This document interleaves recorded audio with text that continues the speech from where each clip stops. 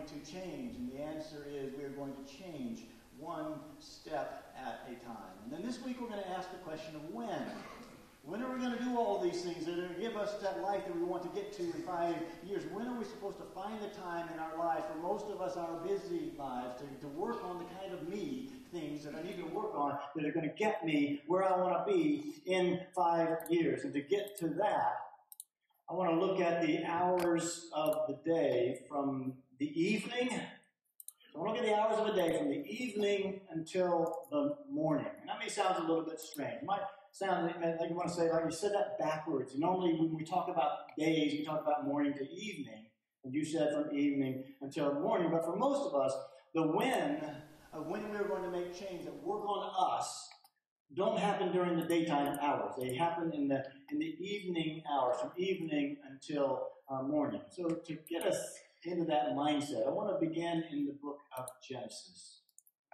40 times in the Bible, we have the word evening and the word morning showing up in the very same verse. But the first time that happens is in the very first book of the Bible, the very first chapter of the first book of the Bible, Genesis chapter 1.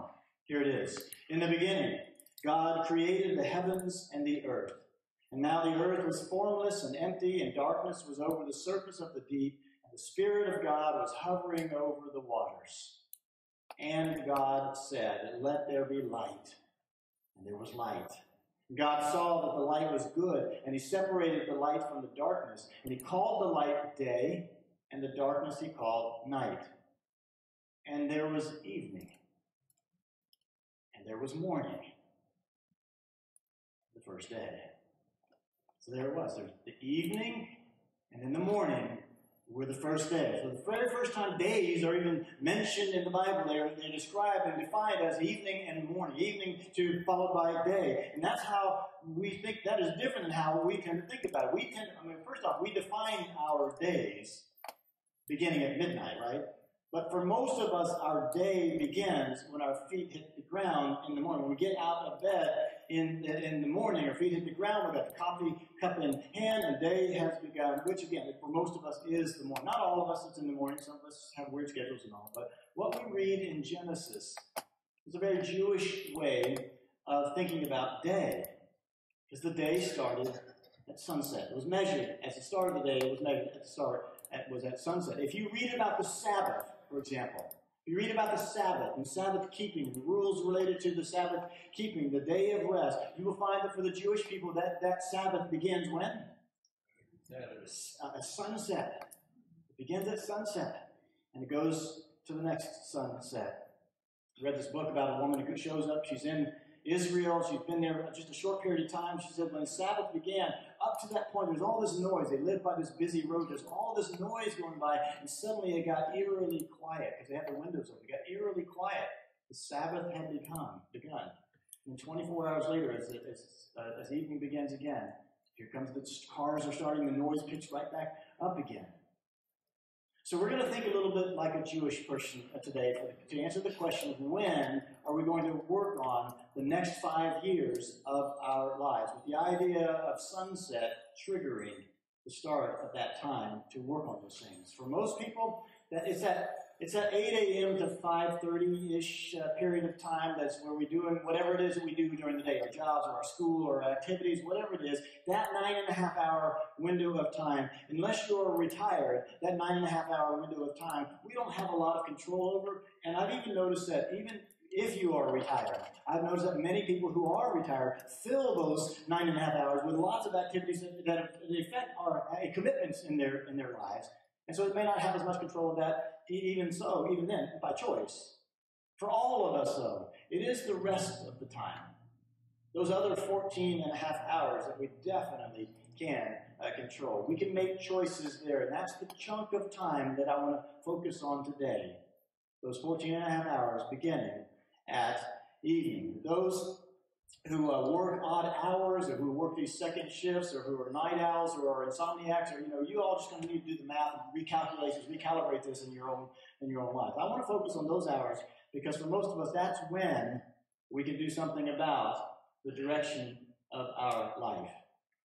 We either work or go to school, or if we're retired or don't work, our lives are filled with activities, and it's when that work day or school day or activity day is over that we can take those small steps that you heard about last week to change our life. So let's talk about the other hours of the day.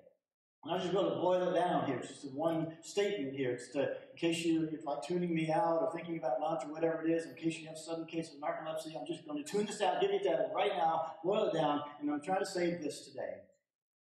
If you anchor your evenings and your mornings, you'll anchor your evenings and your mornings, then in the middle of the day, come what may, you've already had a great day. You just anchor your evenings and your mornings. You've already had a great day. That's the message. Anchor your evenings. Have an amazing evening. And then anchor your mornings. Have an amazing morning as well. And what happens in between those two, no matter what goes on in between those, you know how things go. All kinds of things can go on. You can have terrible middle of the day, but if you rock that morning time, or you rock that evening time, you're going to have a great day. If it all goes goofy on you, if you get dragged into yet another meeting that you think has nothing to do but with me, or you find yourself in that traffic, or in that craziness, or in that, picking up Billy from soccer and Susie to ballet, all those things, I get all that. But you have already had a great day because you've anchored it in the morning, you've anchored it in the evening. It's really hard to have a bad day that starts and ends well. It's possible, but it's hard. And that's what this is really all about. So what about those 14 and a half hours? How do we get the most out of those 14 and a half hours that we have most control of to help us get where we want to be in 5 years? 3 things to say today. And the first one is easy, really. First one is this: get sleep. Amen. Some of you are like, I really like this sermon right now. Because some of you, like, it's this mixed crowd now. I know some of you are like, yeah, I'm a sleep professional, and I love what you're saying right now, Pastor. I get it. And some of you are like, I ain't slept in days. I got kids that won't sleep. I got whatever. I get. And so, get sleep is the first thing to say about those 14 and a half hours. No big deal, right? It's no big deal, right? Or is it? Something happened in our world that makes this hard. Take a look. You got it? You might. Do you know that before the invention of the light bulb, so in the 1870s, whatever generations back that is from us, how many? In the 1870s, on average, during the week, people at that time slept 10 hours a day. On average, 10 hours per night. Today, the average American, on a typical weeknight, with all the activities and with this light bulb and all the things that are going on, sleep on average 6 hours and 51 minutes. We've lost nearly 3 hours of sleep per night on average, and that is not progress. That is not improvement. Because you know what, back then, when the sun went down, you did something crazy. You know what you did? You went to bed. I mean, yeah, you had candles and oil lamps and things like that, but you went to bed for the most part. Now we are way beyond light bulbs. Now we have screens glowing at us. We have television screens glowing at us. Tablets glowing at us, phones glowing at us, and it is brought into our lives. What it has brought into our lives is a diminished ability to get good sleep or enough sleep. And sleep, as you know, anybody who's sleep deprived, you might be here right now going, I am sleep deprived, Pastor. And you know, sleep does things. Lack of sleep does things to you. It causes irritability. Don't look at the person next to you. It causes, but you know it does. It causes irritability, it causes anger, it causes depression, it causes mental exhaustion. And when you don't sleep well, you don't eat well. When you don't sleep well, you get sick more.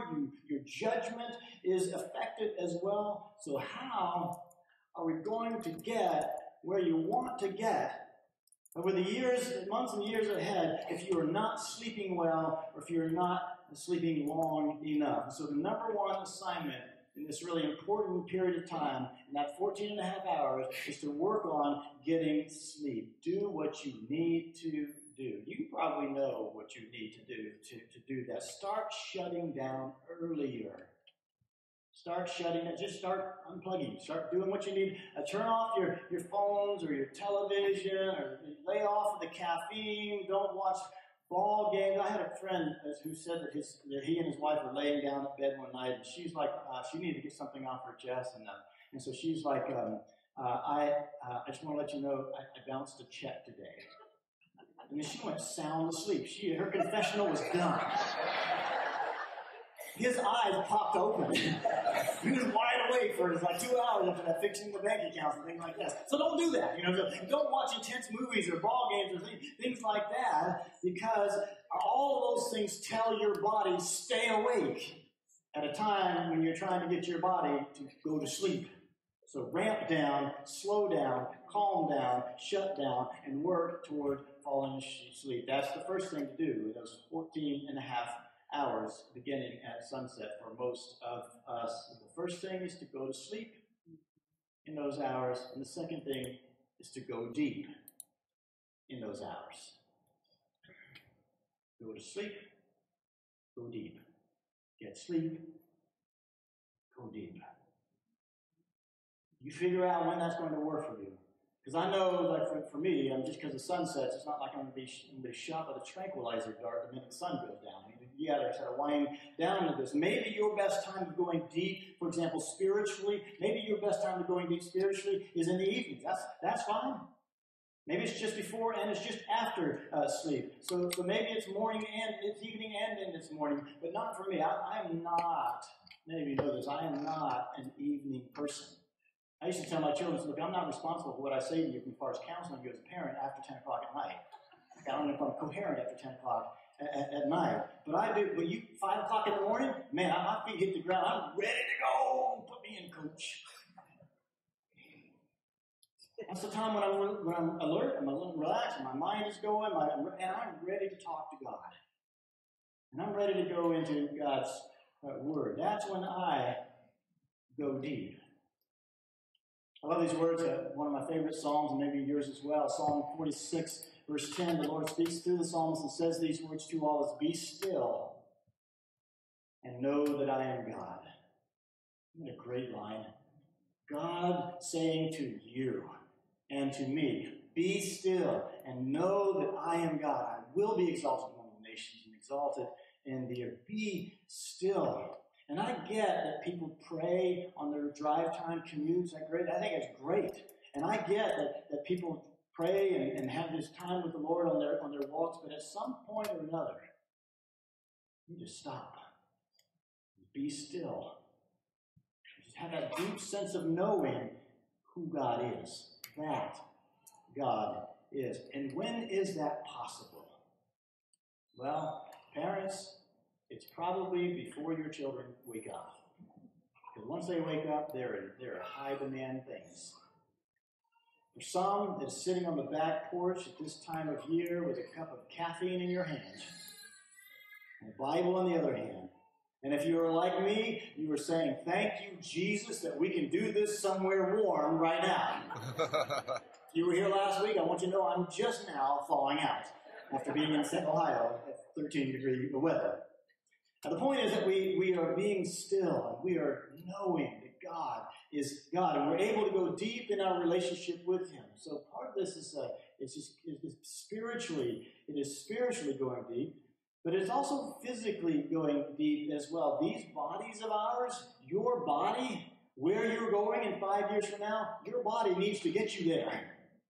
And we need to take care of these bodies that are going to get us to where we want to be in 5 years from now. So it's time, if you are not doing this, it's time to get active.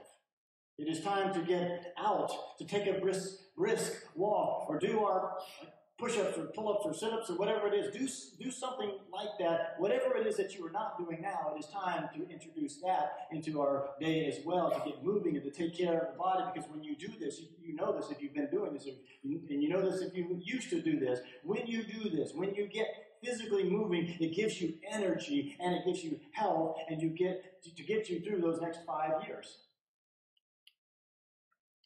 It will also affect your mood because exercise makes you feel better, bottom line. Take some of your 14 and a half hours and take a walk, go for a run, do CrossFit, swim, do that beach spot. We have a beach spot, I think, here on, we have a fit club on Thursday nights over in Kirk Hall. We have a Holy Rollers bowling team for this church. Did you know that? We have a Holy Rollers bowling team. Go bowl. I guess that's considered a sport. I see it on ESPN. Somebody said the other day, said well, hey, look, there's a group of people talking about getting flag football in this area. Your church ought to start a flag football team. We're like, ooh, that sounds good. It's not just going deep spiritually. It's not just going deep physically, but it's also going deep in our creative endeavors. Think about that. You being creative. You having a creative outlet is important for the next 5 years of your life as well, to tap into your creative self. And some people think, look, I'm not creative. That's for those music type, and that's for those artsy type. You just move like, I'm not that guy. I'm not that person. I'm not that creative. No, yes, you are. Yes, we all are. Find your thing. You are a created co-creator. That's what you and I are. We are created co-creators. Think about this. God made us and said that we were made in His image. And part of being made in the image is that we were made in the creating image of God. You are creative. You are co-creating alongside of God. And I didn't make up that phrase, by the way, created co-creator. It comes from a Lutheran theologian, Philip Hefner, who wrote how we humans are creative co-creators along with God. And the central idea was this. Human beings are God's created co-creators whose purpose is to be the agency, acting in freedom, to birth the future that is most wholesome for the nature that has birthed us. That the nature is not only our own genetic heritage, but also the entire human community, the evolutionary and ecological reality to which we belong. Exercising this agency is said to be God's will for humans, created co-creators. You and I are created people. And so this is not just something for the person who has paint and canvas, or ink and paper, or clay and water. This is for the engineer and the accountant. This is for the salesperson and the educator, the homemaker and the student, the retiree and the child. I had a chemistry professor, at the University of Florida who opened up his lectures with poetry about chemistry. It was simultaneously weird and beautiful. I mean, it's just a weird thing, but it's a beautiful thing. It's a poetic thing to this. Go deep with your creative endeavors, creativity. Expand your mind into the world of possibilities, and that, along with going deep spiritually and going deep physically, helps us get to where we want to go. What these next 5 years are going to be like. Take that time, that unhurried, that uninterrupted, mostly, I think for most of us, early morning time to do what moves you forward. If it's an online class, do your online class then. If it's a book that you want to read, I talked about this the first week, you can read 60 books in 5 years. If you just read a handful of pages per day, just have that time to read those books. This is your time of the day to attack those goals, to get you to where you want to be in 5 years. And here's what all of this is driving at. Here's what I really hope that you'll take away from this message today. Most people squander their 14 and a half hours. Most people squander their 14 and a half hours playing or partying or doing a lot of things that don't actually help us move towards the goals that we have for ourselves in the future. And on top of that, most people don't get enough sleep, or maybe because of that, most people don't get enough sleep, and so our bodies are being affected, which then affects our thinking, and then affects our moods. And the point of all of this is that if we want to go somewhere different, if we want to go somewhere better, we want to go somewhere deeper, we have to take control of those 14 and a half hours from evening, for most of us, until morning. Go after those hours. Plan those hours. Don't squander those hours. Use those hours well. Plan your sleep. Plan how you will spend your hours. I am reading a book right now called Can't Hurt Me. by an ultra-marathon runner that so far has nothing to do with running ultra-marathons. So far, it is the story of author David Goggin, who had a horrific childhood. His father was an abusive man who cheated on his mother and beat her. And after their divorce, they were desperately poor. His mom and him were desperately poor. And when his mom finally found a good man who could provide for them, that man was shot to death on their driveway. And they were right back to where they were. He saw a kid get run over by a bus. He faced constant abuse as the only black kid in his school. And so far, this book is him saying, quit making excuses for why you are not this or you are not that. If you don't like the life that you are getting, do something about it. No one else is coming to do it for you. It is your responsibility. You need to suck it up, he says, and deal with your life so far, but do not let the past dictate your future. He is rough about it. He's harsh about it. He's direct. He's profane about it. And so be warned if you think about that, go and reading that. But he has a point. That's what this series is saying. You in 5 years is going to be the same you as you are today unless you act now for a different outcome then. And you know right now, as you are listening to this, what part of your life you don't want to have in your life in 5 years. You don't want to be the same in 5 years. And maybe it's your body, your health. Maybe it's a relationship with that other person, or it's wanting a relationship with some other person. Maybe it is your education. Maybe it is your job. Maybe it is your faith. Whatever it is, now is the time.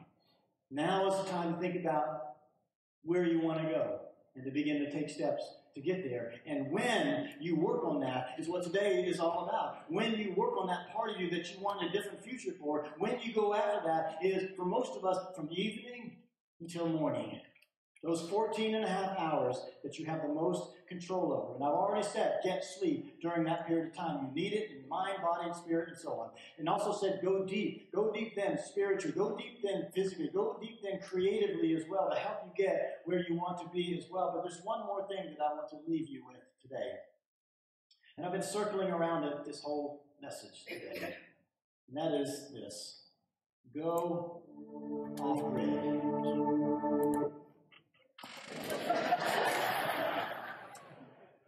You just get to a point in your message where the Lord just shows up and the angels start singing, and it's like, Lord, I must be on something right now, Lord. You've got me on this point right now. But go off grid, and I think this is a good point.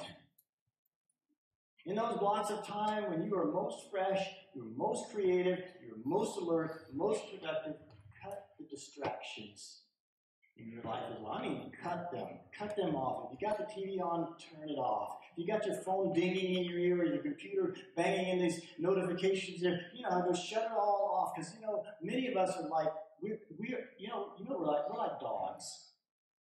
You seen a dog, right? You got a treat, and you're going to give the dog a treat, and the dog is like, he's on high alert. You are about to give him a treat. He is focused, he is paying attention, and then he sees a squirrel out of the side of his eye.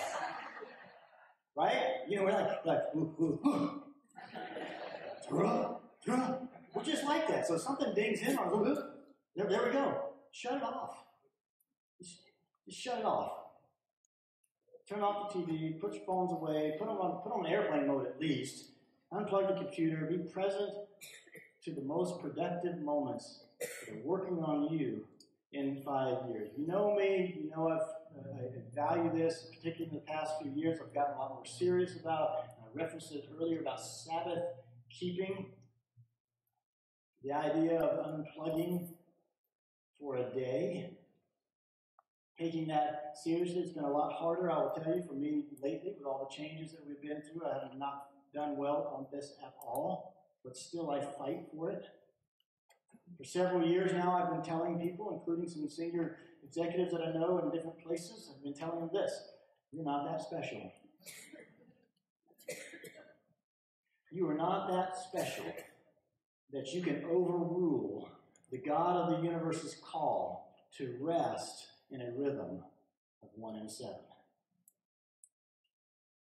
And for most of us, this means going off grid, unplugging, and truly resting. And so I want to leave it there today. I want to leave it there. Before 6:23 p.m. today, I looked it up. That's sunset today. Before 6:23 p.m. today, have a plan for what you're going to do for that 14 and a half an hour period of time, for most of us, 14 and a half hour period of time from evening until morning. And then once you have this planned out for tonight, do it again tomorrow, and the next day, and the next day.